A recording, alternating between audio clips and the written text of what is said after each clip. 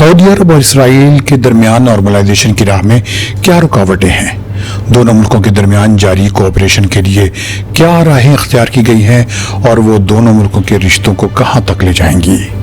آج اسی موضوع پر بلومبرگ کی رپورٹ کے حوالے سے بات ہوگی۔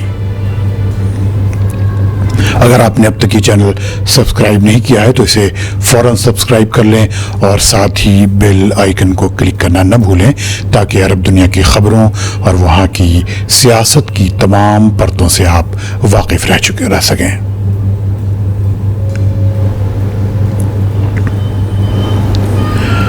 اور اب دیش کے سننے والوں کو فیض الحق کا سلام۔ امریکی نیوز ایجنسی بلومبرگ نے سعودی عرب اور اسرائیل کے درمیان تعلقات کے بارے میں اپنی ایک رپورٹ شائع کی ہے، جس میں کہا گیا ہے کہ دونوں ملکوں کے درمیان دشمنی تو نہیں ہے، لیکن دونوں ملک مکمل طور پر دوست بھی نہیں۔ اس رپورٹ میں ان اسباب کی طرف اشارہ کیا گیا ہے کہ جس کی وجہ سے سعودی عرب رسمی طور پر یا آفیشیلی اسرائیل کے ساتھ ویسے تعلقات قائم نہیں کرنا چاہتا جیسے دوسرے ملکوں نے ابراہم اکارڈ یا ابراہیمی معاہدے کے ذریعے کیے ہیں۔ ان میں امارات یا UAE اور بحرین خاص طور پر قابل ذکر ہیں، کیونکہ سعودی عرب کے پڑوسی ممالک میں ہیں۔ جب خلیج کے ان دونوں ملکوں نے 2020 میں ابراہم اکارڈ پر دستخط کیے تھے تو خیال ظاہر کیا جا رہا تھا کہ سعودی عرب بھی اس معاہدے پر دستخط کر دے گا، لیکن ایسا نہیں ہوا۔ ویویان نیریم اور ڈینیل اویس نے اپنی اس رپورٹ میں بتایا ہے کہ اسرائیل کے ایک سابق وزیر تل ابیب سے اچانک سعودی عرب کے سرکاری ٹی وی چینل پر نمودار ہوئے اور اپنا تعارف اس طرح کرایا کہ وہ سعودی عرب کے چیف ربی ہیں۔ انہوں نے یہ اعلان ٹورسٹ ویزے پر سعودی عرب کا دورہ کرنے کے بعد کیا۔ ان رپورٹرز نے بتایا کہ ایک ممتاز سعودی خاندان نے 2 اسرائیلی کمپنیوں میں انویسٹ کر رکھا ہے اور وہ اس بات کو پوشیدہ رکھنے کی ضرورت بھی محسوس نہیں کرتا۔ یہ وہ باتیں ہیں جن کا تصور آج سے پہلے نہیں کیا جا سکتا تھا۔ بلومبرگ نے بتایا کہ سعودی عرب اور اسرائیل کے درمیان جو خفیہ طور پر رشتے تھے اب روز بروز اجاگر ہوتے جا رہے ہیں، بلکہ اسرائیل کے ساتھ اکنامک اور سیکیورٹی کے میدان میں پریگمیٹک تعلقات کے قیام کے لیے مڈل ایسٹ میں مقابلہ چل رہا ہے۔ سعودی عرب کے ولی عہد شہزادہ محمد بن سلمان ملک میں اکنامک ریفارم یا اقتصادی اصلاحات پر توجہ دے رہے ہیں تاکہ ملک کا اپنی آمدنی کے لیے صرف تیل کی دولت پر دار و مدار نہ رہ جائے۔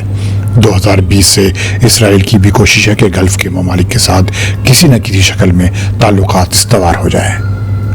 محمد بن سلمان نے حال ہی میں ایک بیان دیا تھا کہ وہ اسرائیل کو دشمن کی طرح نہیں بلکہ ایک پراسپیکٹیو الائی کی حیثیت سے دیکھتے ہیں۔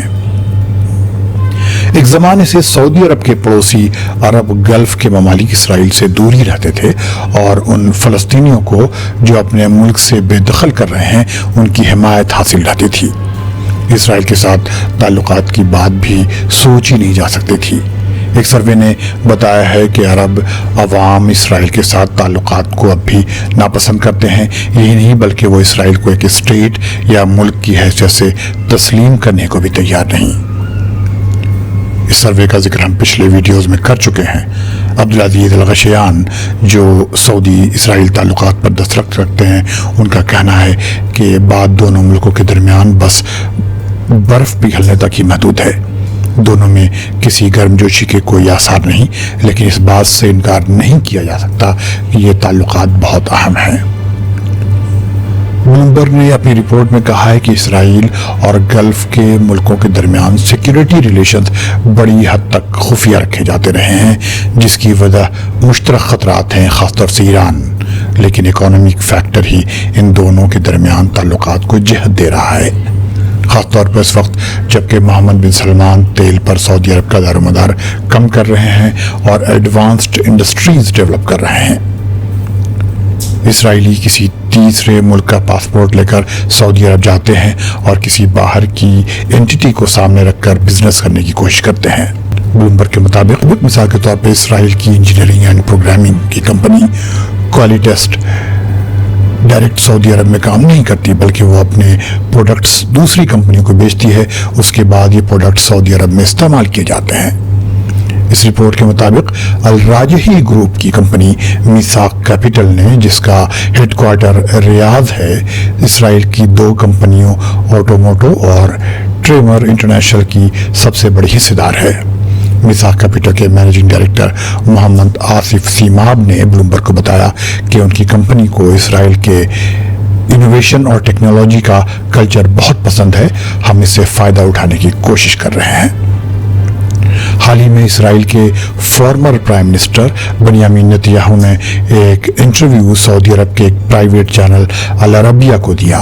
اس میں وہ عبرانی زبان کے علاقے کے نقشے کے ساتھ نظر آئے اور انہوں نے ایران سے مبینہ طور پر موجود خطرات پر بات کی۔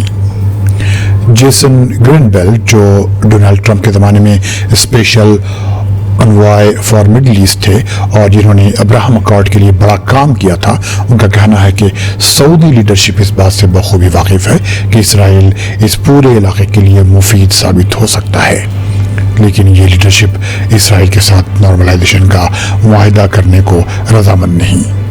اس رپورٹ کے مطابق گرین بیلٹ نے اسرائیل میں سعودی سرمایہ کاری کا راستہ ہموار کرنے کی کوشش کی تھی، لیکن ان کا خیال ہے کہ اس میں وقت لگے گا۔ اس ایجنسی کی رپورٹ کے مطابق سعودی افسران کا ماننا ہے کہ مسئلہ فلسطین کا حل ان کے ملک کی پالیسیز کا ایک بنیادی محور ہے۔ سعودی عرب کی سفیر برائے امریکہ پرنسس ریما بن بندر نے کہا تھا کہ نارملائزیشن بذات خود پولیٹیکل آبجیکٹیو نہیں ہے۔ یوئیل جوازنسکی، جو اسرائیلی institute for national security research میں گلف کی پالیسیز کے ماہر مانے جاتے ہیں، ان کا کہنا ہے کہ اسرائیل کے لیے یہ مناسب نہیں کہ وہ سعودیوں پر زیادہ دباؤ ڈالے، کیونکہ اس کے دونوں ممالک کے درمیان تعلقات کو نقصان پہنچ سکتا ہے۔ ملتے ہیں اگلے بلیٹن میں۔ خدا حافظ۔